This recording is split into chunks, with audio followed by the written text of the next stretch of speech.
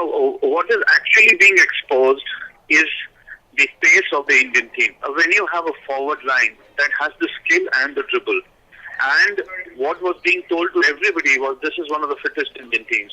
Now you are not being able to see that. When you have fast legs, when you have a very good wrist, and when you have amazing skills, all you need to do is go in a 5 formation, go and make the moves. Because when you make the moves and when you enter the striking circle, what you get is ultimately penalty corners.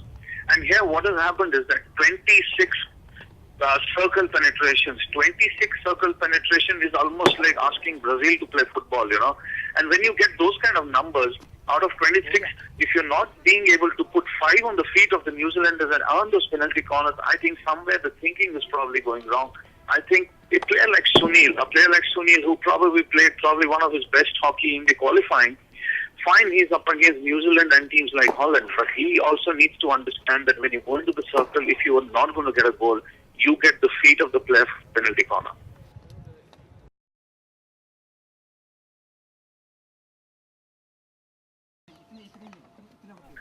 I don't think it was overconfidence. Michael Nobbs named 2 players at that point of time. Actually 3. He named Sardara, he named Sundeep, and he named Ignis. I think when he probably thinks of a team list, he probably thinks of these 3 players because you have Sardara, the best player in the world, in my opinion, probably the best player in that position. You have Ignis, who's probably doing a lot of work in the defense, and you have Sundeep, who probably gets a chance, converts it, and the issue here is that he's not getting the chances. So when you name these 3 players, you're actually naming the team, and that is exactly what is coming up here. Beyond these 3 players, there is nobody in that team who is willing to put a hand. You have Dharamveer making all sorts of mistakes. You have Chandy making all sorts of mistakes. You have Tushar, you have Shivender, you have Sunil. I mean, these guys are guys who've been getting goals for years. And to come to the Olympic tournament and not make the silly errors, I think it's very stupid. It's ridiculous to come to this level and play hockey like this and completely depend on 2 or 3 players. You cannot win a tournament, you cannot win a match, and you cannot show what you're really capable of when you're only completely relying on Sardar Singh, or you're relying on Sundeep, or you're relying on Ignis.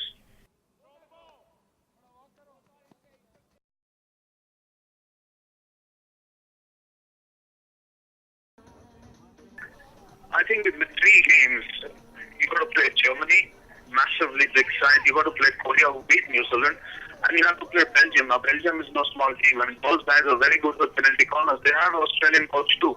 The question here is, can Nobbs do anything now? I don't think anything can be done because he already lost the semi-final position.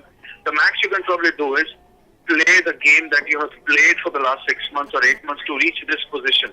Once you've reached this position, why are you forgetting your game? I think against Korea, it's going to be a very open-sided game, and I still feel that if these guys are not going to get the confidence and morale up, Korea is going to beat us at least by a goal.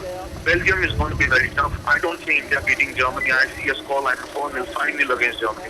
But I see that maybe we can pull off a game here, maybe 2.